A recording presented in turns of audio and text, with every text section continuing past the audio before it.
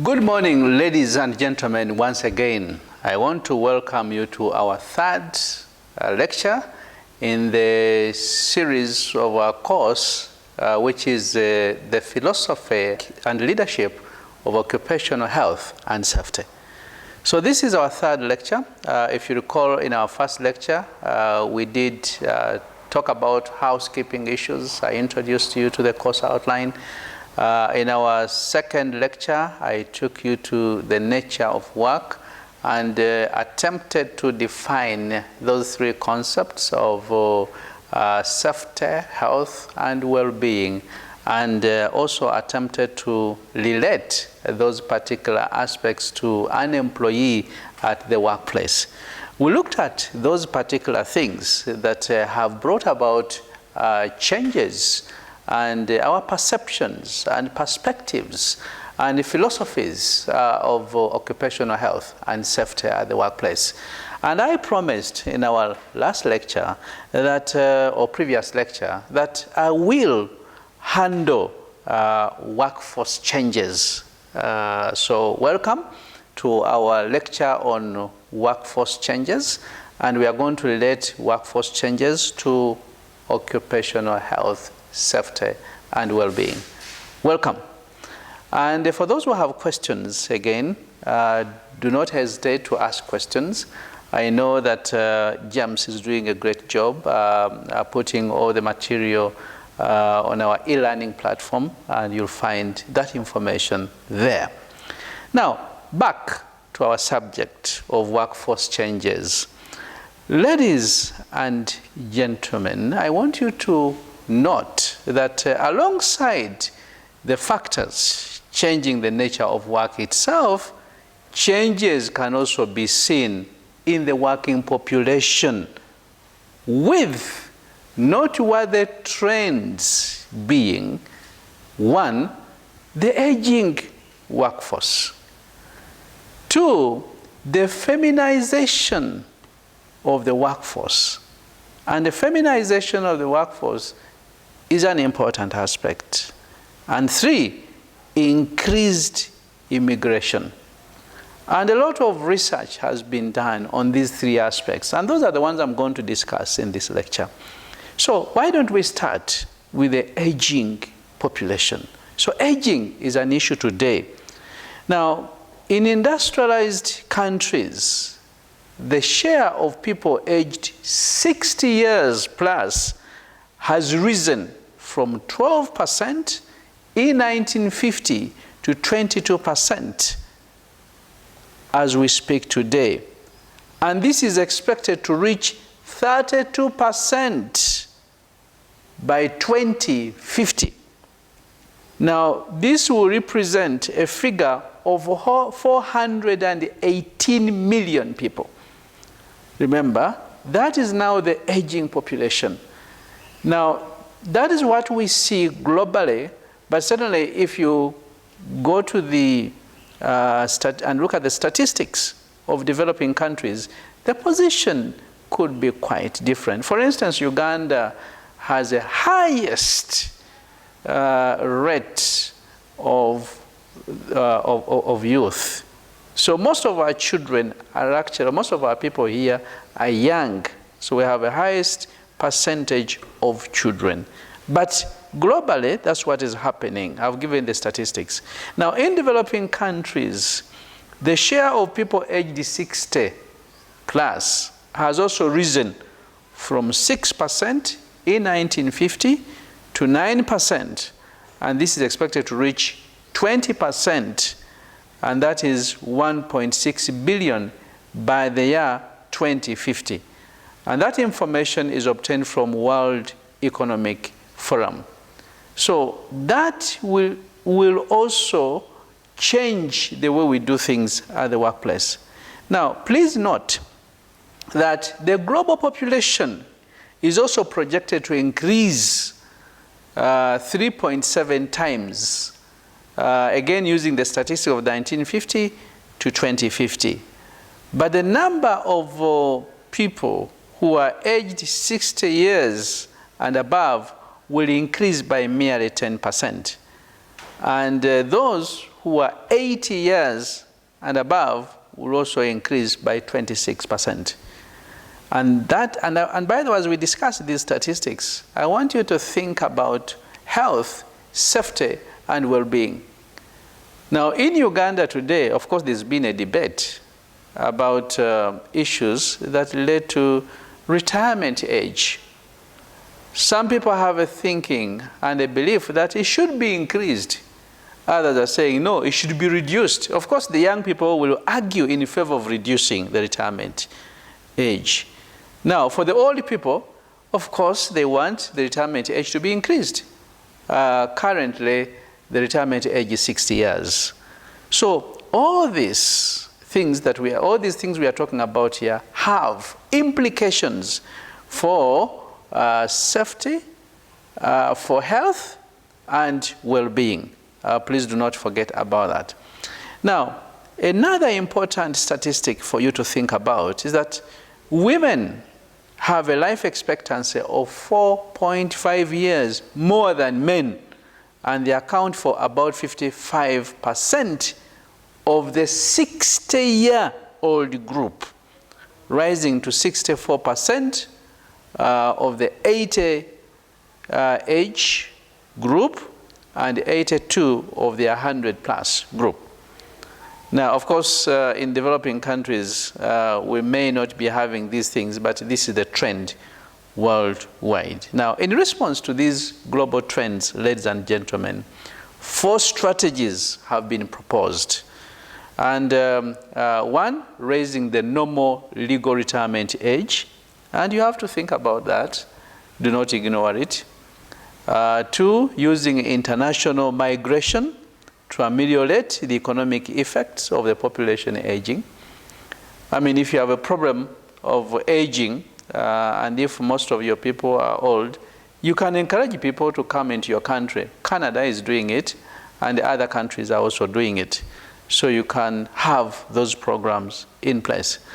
I know in Africa we've got unique issues. You are also aware of the number of people who are coming into Uganda here, and they are certainly employed. So that will alter the workplace dynamics in terms of who you should employ and the terms and conditions of service. Now, the third aspect that has been proposed is reforming health systems to have more emphasis on disease prevention and health promotion. So that's what we should be doing.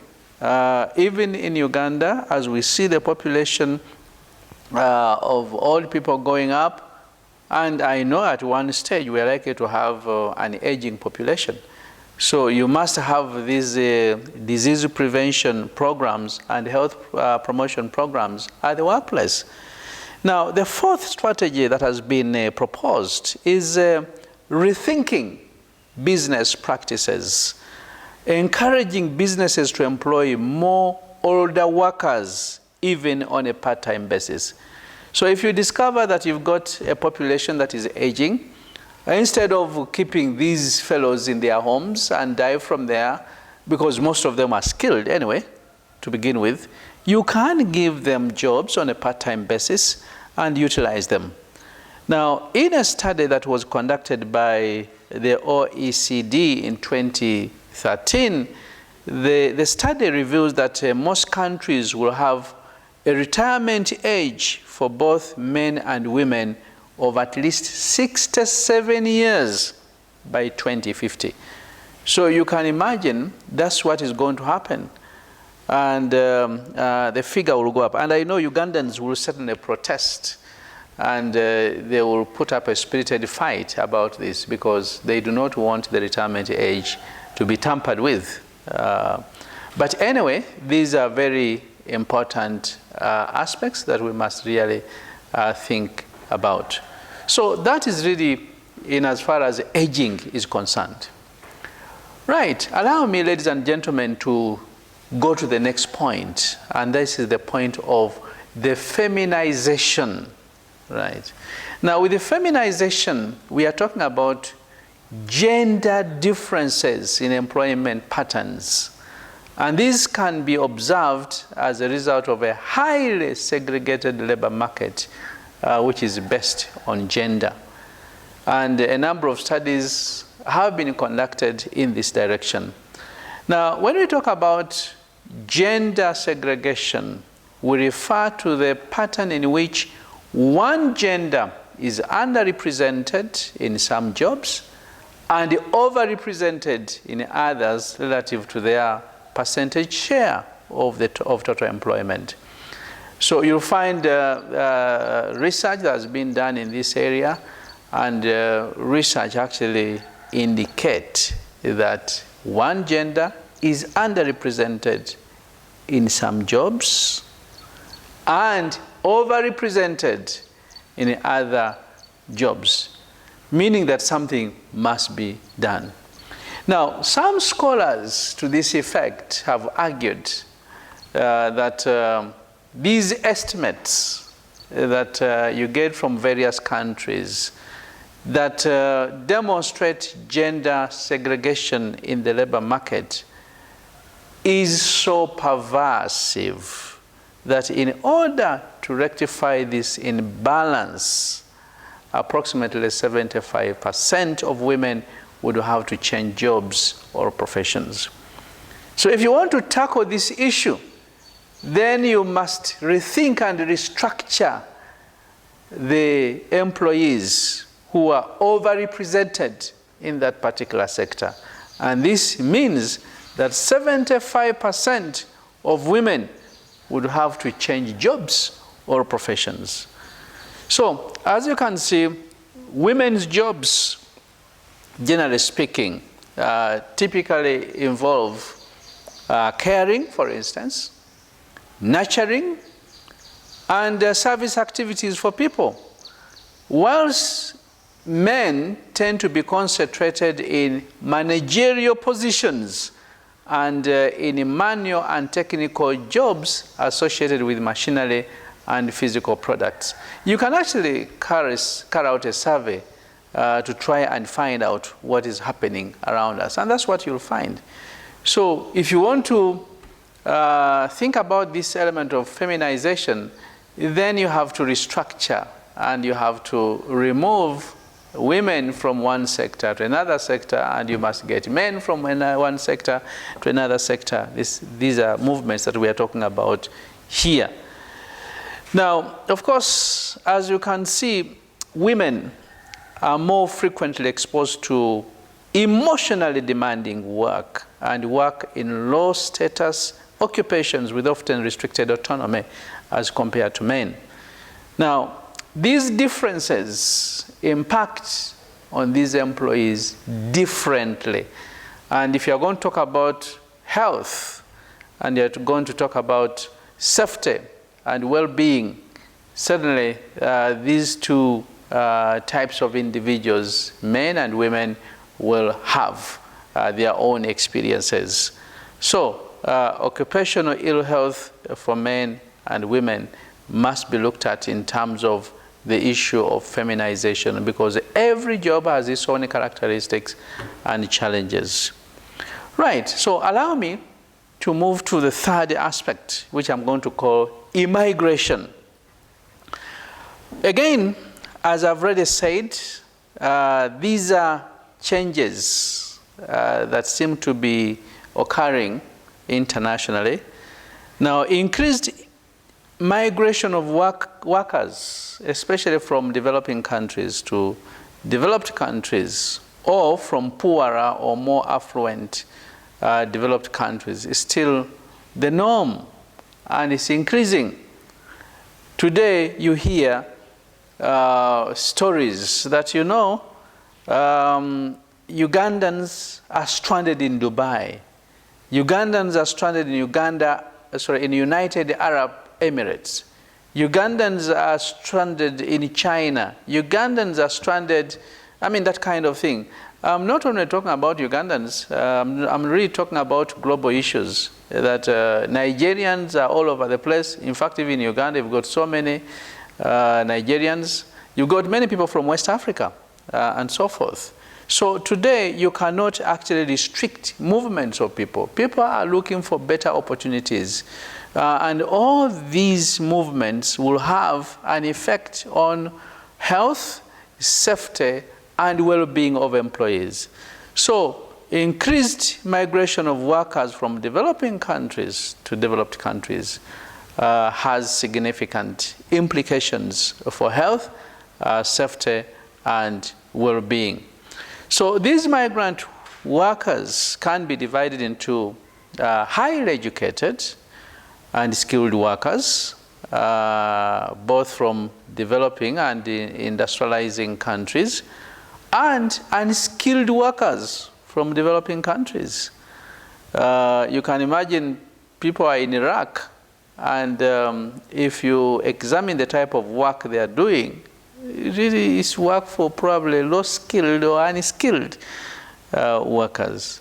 Now, all these have implications. Quite often, low-skilled and seasonal workers are contracted in sectors and occupations with a high level of occupational health and safety risks.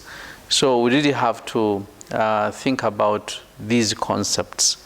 So I want to say, as I conclude this third point, that women migrants represent nearly half of the total migrants in the world, and their proportion is growing, especially in Asia.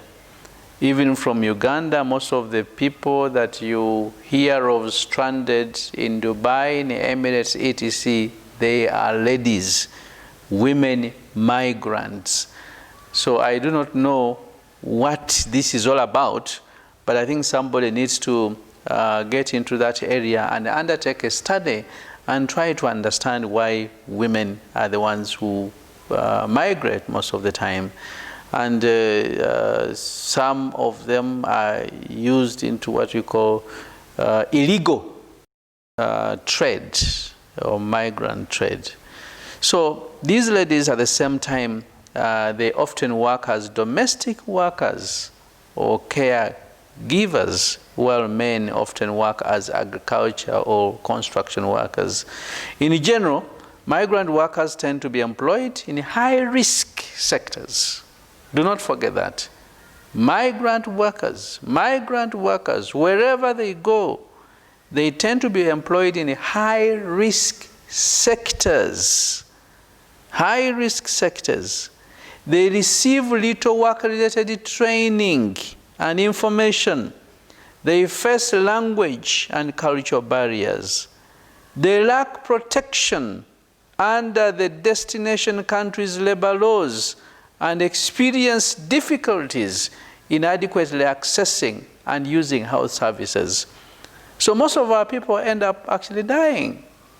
So the common stressors in this case include being away from friends and family. They include rigid work demands. Common stressors continue to include things like unpredictable work and having to put up with existing conditions. And you don't really have to think very hard, because that's what it is. And in addition, we know that migrant workers' cultural backgrounds and anthropometrics and training may, and in most cases, differ from those of nationals of host countries, which may have implications in relation to their understanding and use of equipment. So all these pose a challenge to what we call occupational health and safety. Ladies and gentlemen, I say that in our next lecture, which has been this, we'll discuss those particular changes which led to aging, changes that led to feminization, and changes that led to immigration. Allow me to stop here, and I will be appearing again and delivering another lecture on what I will call social determinants of health, safety, and well-being, and then thereafter we shall close our first topic. Thank you very much. I wish you a nice day. Stay home, stay safe. I wish you the best. Bye.